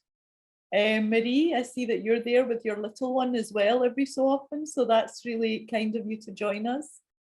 Nuran, I think you wanted to also contribute, so it'd be great to hear from you. And Merham and Mara, more than welcome to contribute as well. Nuran, do you want to contribute something? You were saying in the chat earlier on that you had done some projects that also had some research associated with the storytelling, a little bit of what Sangeeta was saying before. Yeah, it's in my search how public space keep failing women. I am gathering some personal stories and as well trying to rationalize and analyze the story behind them. So some of them were about mobility, as we mentioned, gender mobility and trip chaining. And some, of course, about safety in public space. And I got some very touching and interesting answers about the city and data. So I actually have a question about like the data gap and the bias in the data and how to maybe for too long not deliberately like men didn't deliberately set out to exclude women from data, but they were left out, basically not thought of. So how to consider like to know the data bias and to gather some sex desegregated data in the new public space planning or policy planning, like how to integrate this data gap, the gender data gap in projects. Okay. To answer that, Stephanie, I seen you nodding. Did you want to contribute to that? Yeah, most certainly. Yeah. I'm very chatty even when I don't have much of a voice. Sorry. Yeah, I'd just like to point out that quantitative data and qualitative data are equally as important when it comes to taking an integrated approach. Sometimes we tend to think, just like I was mentioned, public procurement, data sounds like a daunting word, kind of like, oh, what kind of data are you trying to control and so on, what do you get? And sometimes can be something that are very simply, like even exercises when we think about tactical urbanism, like putting someone within a square and actually counting how many people actually go through that square, seeing if they jaywalk, how do they behave in that space, the kind of like, okay, 90% of the people actually avoided coming from that street. Why is that? Is it because it's not well lit?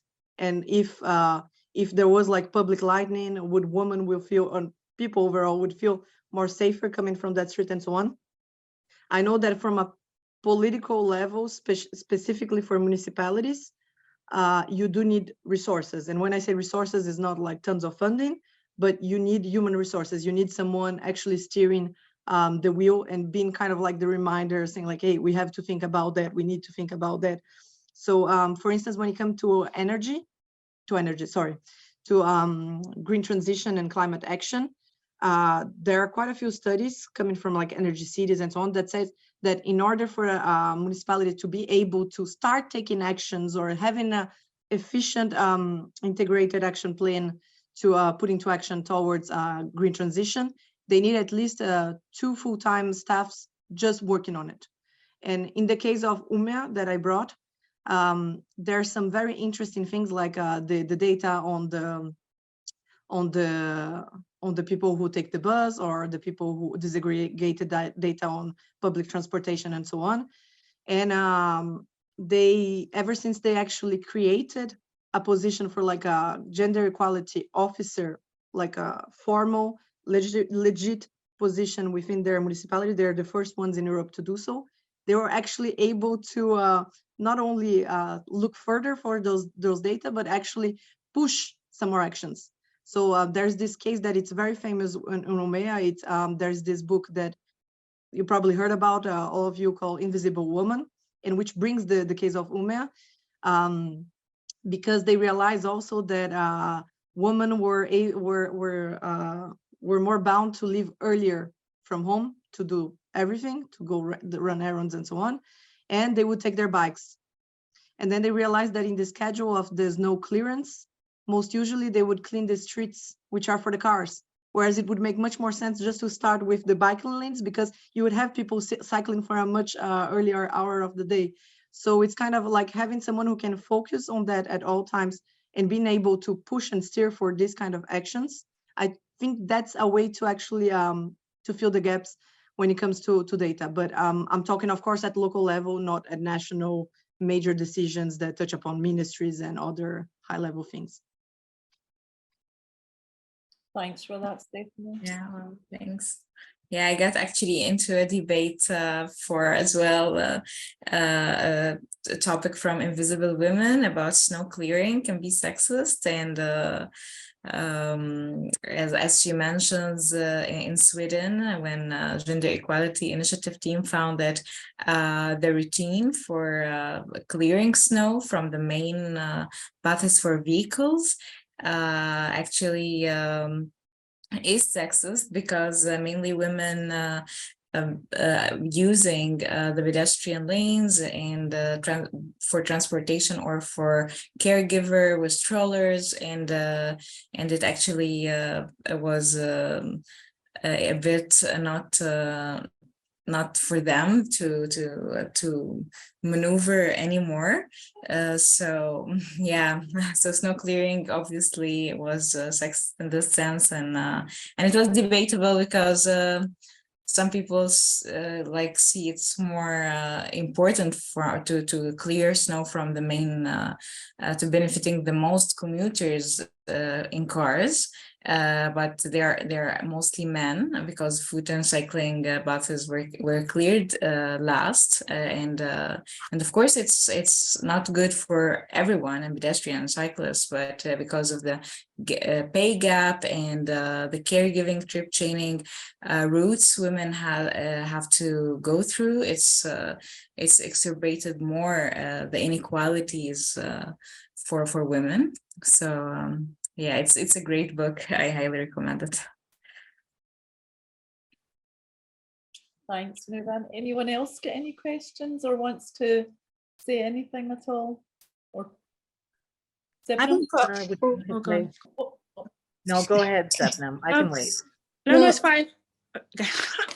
I'm British, it's fine. You go first. But yeah, I'm just going to highlight the comment you made about inequality. And I think it's a lot that other marginalized groups can learn about the challenges that women have.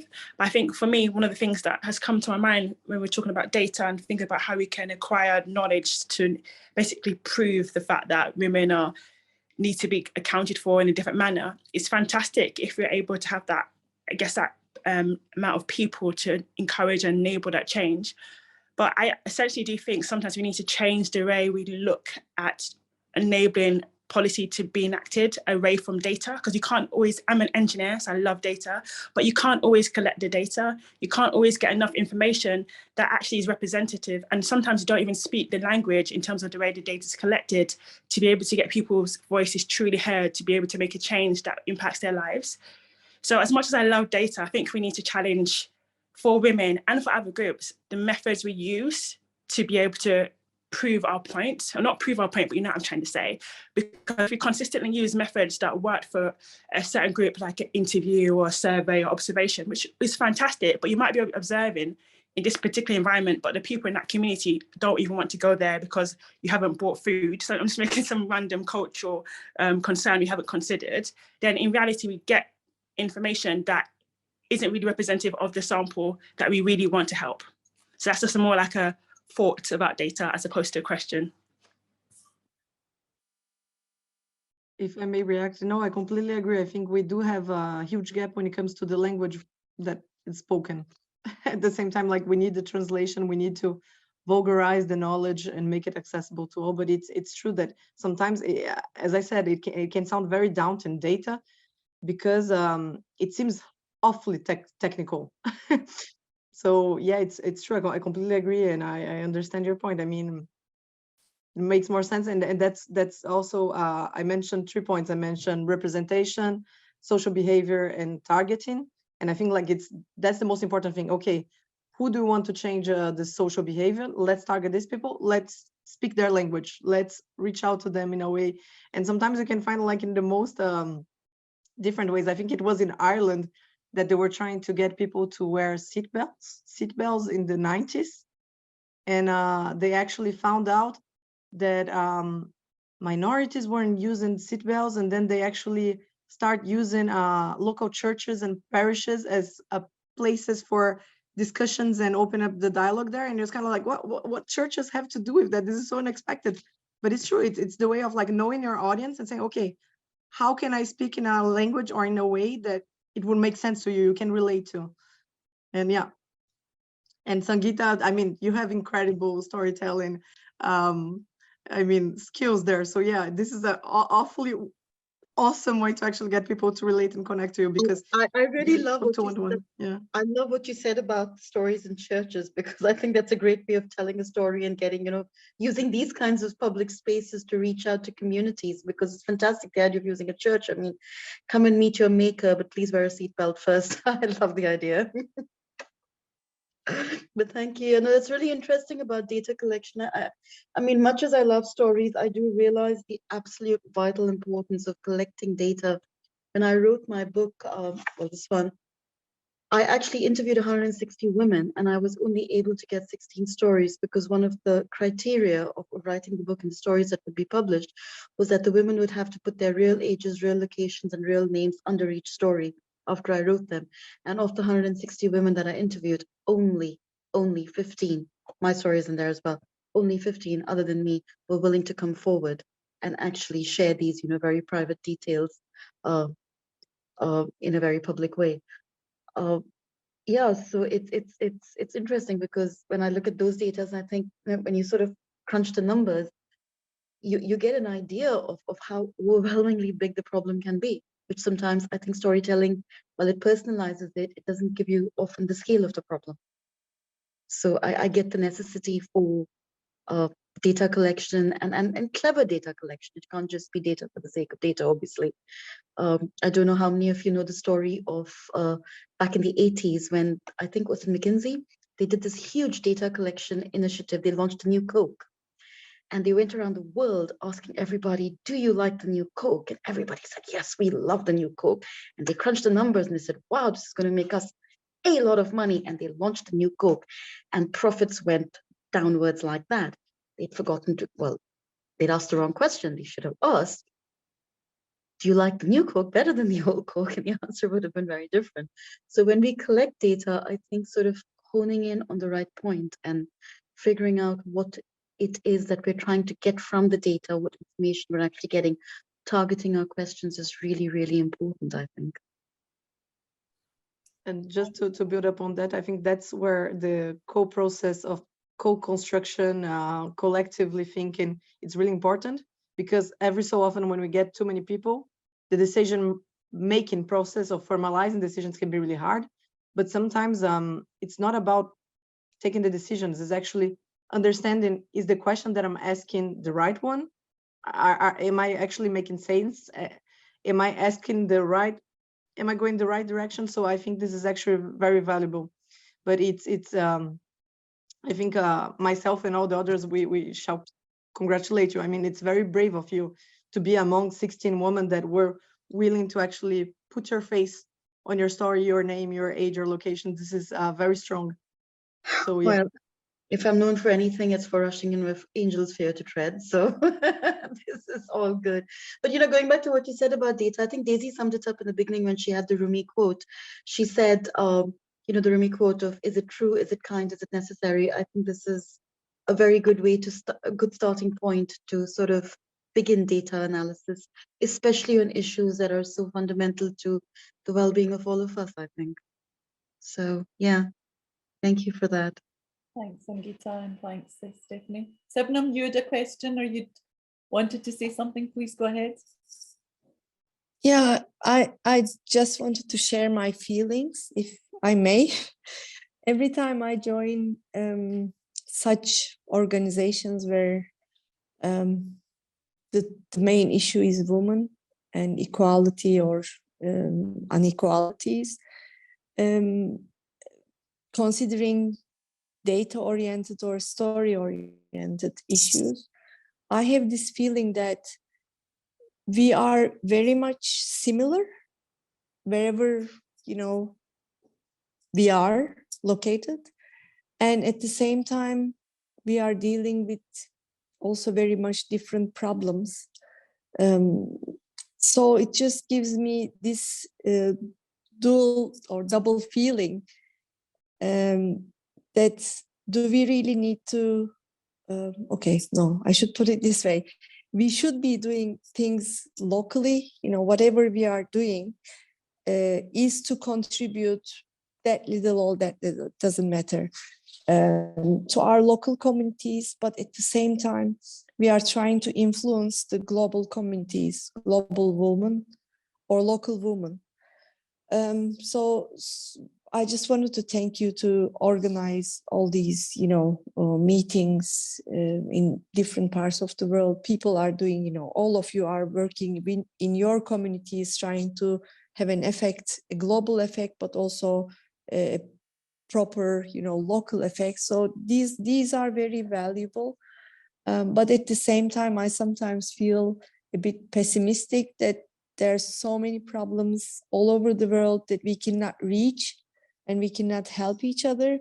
But still, we should keep trying and we should, empower each other. But at the same time, I wish we had a couple of men here with us, which we don't usually. This is something that we really need to push as well, so that our voices are heard and we get their support at the same time. We may not need support, but at the same time, we do need support of men. I just wanted to share my feelings. Thank you. Oh, thank you for sharing And that. thanks for all the speakers as well. Yeah, no, thank you also. I'm very conscious of that, about having men, inviting them. And for the next session, I've already got an agreement from a good contact who will participate. So he was really open to do that as well. And of course, the one thing I failed to ask those participants, I know Marie's left, I wanted you to just quickly sort of introduce yourselves as well. Of course, Sibnam, you're a professor at the Eastern Mediterranean University, whom I know from the ISOCARP organization. Nurhan, do you want to say where you were from as well? And then I don't know, Paula, of course I know Paula from Project Management Institute, and a very good friend and contact of ours, Antonio, and also if Merham wants to contribute something. So I'm just going to ask Nurhan, what's your organization? I would just love for you to just say it so we know. Yeah, so I'm a PhD candidate in Cairo University and initiating Gaming X for underrepresented girls. It's based in Utrecht in the Netherlands. There where my family lives. So and I was born in Dubai, so I have this diverse urban upbringing a bit. And I'm Egyptian. Yeah. Thank you for sharing that. What a mix. Paula, do you want to say anything? Love to hear from you. Thank you, Rosina. I really appreciate the invite and just, making known, even through social media, the fact that you're hosting spaces like this for women who in their own localities are enacting social change through gender lensed actions and practices, and convoking gatherings of women for different purposes that inspire that social change and betterment of situations for women. So this is a wonderful space where women at higher level positions in the world can convene and share their really great practices and examples of what they've witnessed or what they've researched. I find that a very useful thing for me, because then I can go back into my own spaces. I'm an intercultural multilingual consultant. I do project management analysis, and right now I'm involved in South American eco-linguistic project. So it's all of the learnings that I get, then I can ripple into the various projects that I'm involved in. And I find that that informs how I then approach the project. So project managers, leaders, policymakers, all can benefit from these convened spaces and these specifically curated, focuses on how to change different aspects of our human lives, our human existence on this planet, so that it makes it better for women, more equal access. Because I think that access is not as equally addressed or discussed as topics of diversity and equality and inclusion, but access is so important. And I think that there needs to be a more driving change towards that. So whether it's access for people with disabilities or handicapable, however you want to, call yourselves in that situation.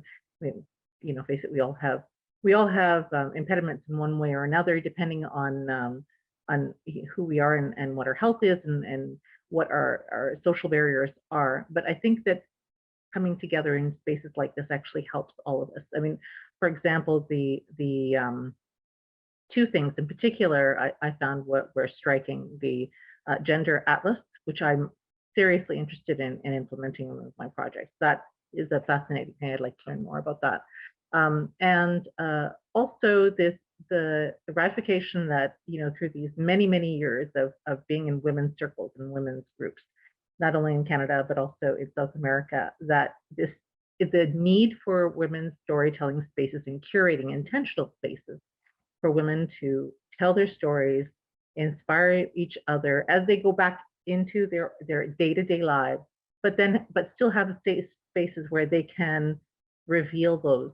So having that women-only spaces curated, as well as having spaces that include men for development of masculinities, mindsets that are gender-oriented and inclusive, so that you start to spark that sense of, well, when we're talking about snow cleaning, for example, I happen to live in Canada.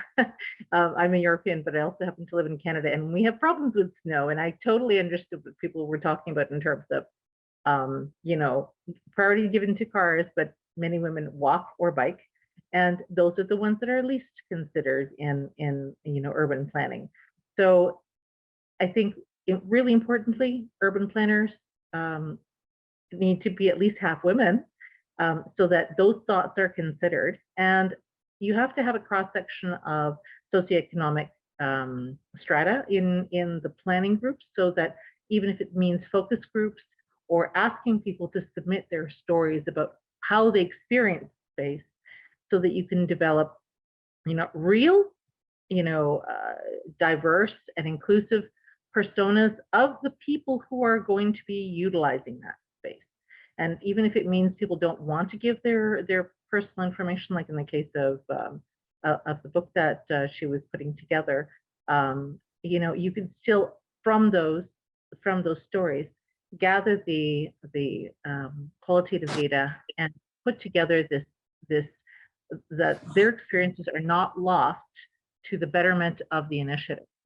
So those are just a few things that were running through my mind, and I'm really grateful to have been invited to speak. So thank you, Rosina. Thank you for sharing your spaces and for curating them. Oh, thank you so much, Paula. I really appreciate everyone's time. I know it's not easy when it's always late in the evening, and of course also especially, well, I don't know if any of you are football fans at all, but of course there's a big important match that's going on that certainly most of Belgium is watching, with France versus Morocco that's going on at the moment. But obviously we're not too fussed as we were here. But I really appreciate all of you coming, and I pass to Louisa to kind of close up, because of course I know we'd ran on slightly, but we really appreciate everybody's input. So Louisa. Yes, it's nice to see that every time we have these talks, we plan to have 1 hour, 1 hour and 30, and then we continue for more. And now it's 2 hours, and we could stay here to continue to talk and exchange ideas. I think we got very interesting feedbacks because with Rosina, we started to discuss how we can better shape this initiative so that it can be visible and have a major impact while we continue to have these same talks. So to promote the initiative, to promote the topics, to get support, new partners, sometimes also financial support is very important. And so I think today also the fact that we discussed about qualitative and quantitative and that also Sangeeta mentioned about the importance to have stories, to invite women to write stories. I was invited once to write a story of discrimination in architectural education from a group of women developing a research project in New Zealand. So I know what it is because at first I was really like, I'm not sure I want to write this story down. As Sangeeta said, you know, then you have to share information about you. And so it took me a while, but then in the end I submitted my story.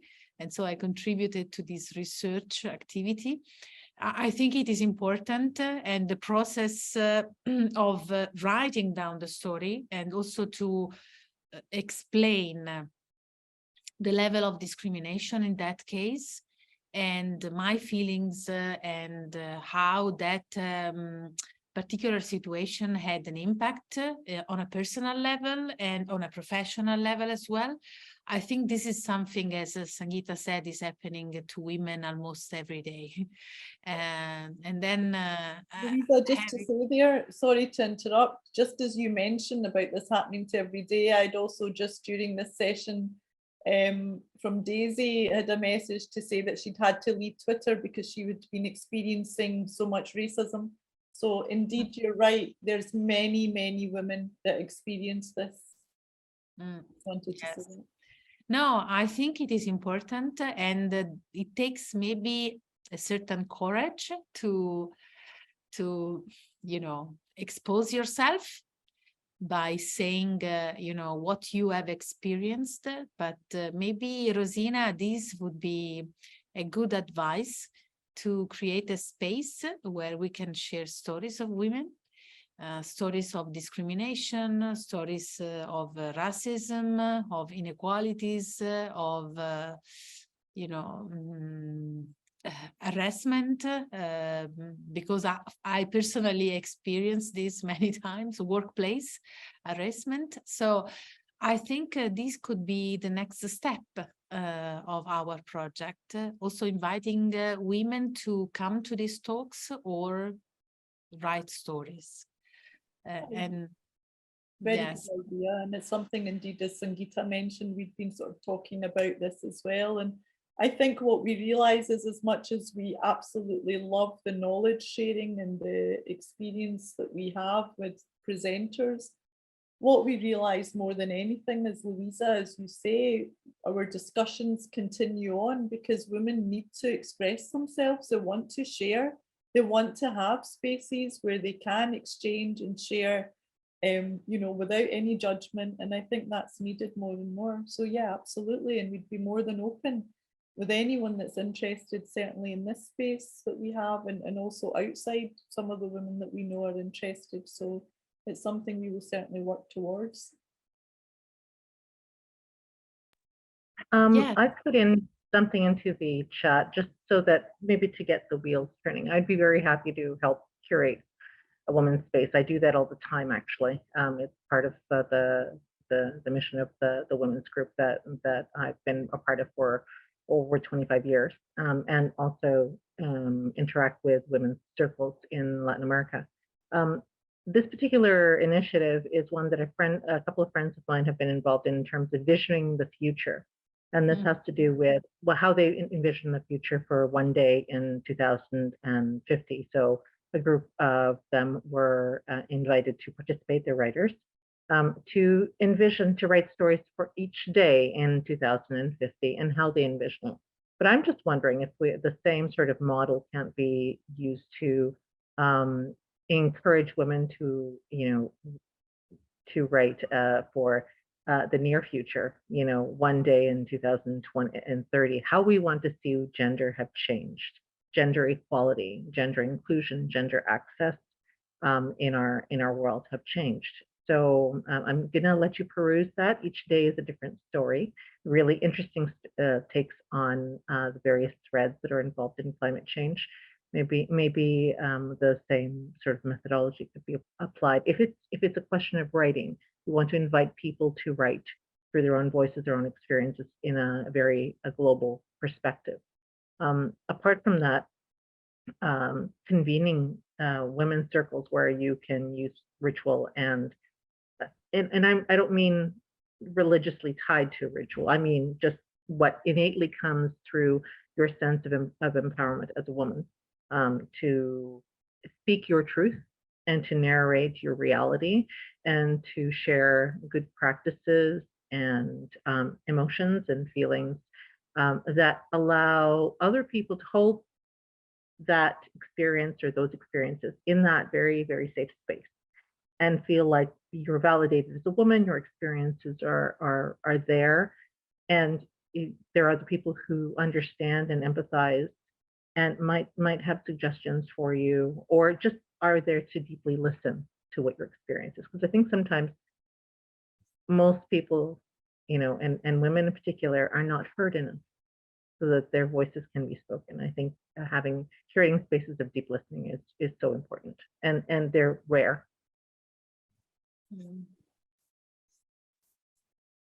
Absolutely, Paula. Thank you so much, and thank you for sharing that link. And yeah, indeed, I think it'd be great to connect further on that as well. So really appreciate that. Miriam, I can't find it in the chat, but you had shared your background. I don't know if you want to just unmute and just to share, or I don't know if Louisa, you find it at all? Yes, I know Meram. She's a lecturer at Ain Shams University in Cairo. And she's also a member of City Space Architecture, and she's a public space advocate at the early career stage. She also worked with me on the Journal of Public Space, curating a special issue on Arab urbanism. Well, thank you, Miriam, also for joining us. And so Louisa, I'll pass to you then, maybe now, unless well, as I said, we could stay here and continue endlessly discussing about this topic, because it seems we are very passionate about this topic and how we can build something together. I think this is the most important part of the conversation. Yeah. But maybe we should stop for today and let's meet again in the next talk that Rosina and I are planning for 2023. Not sure yet when exactly. January or February, probably February. Yeah. Yes, so but you will receive emails, and if you are already following the initiative also on social media, you will read soon about these new activities and new steps towards a more structured project, as I said before. Okay, so I would like to thank you all for staying until late. And see you soon then. Rosina, you want to say something to close? No, that's it. Just thank you very much. And of course, we'll share the recording with everybody, and we'll be sure to email you the update and the recording. So thanks again, everyone.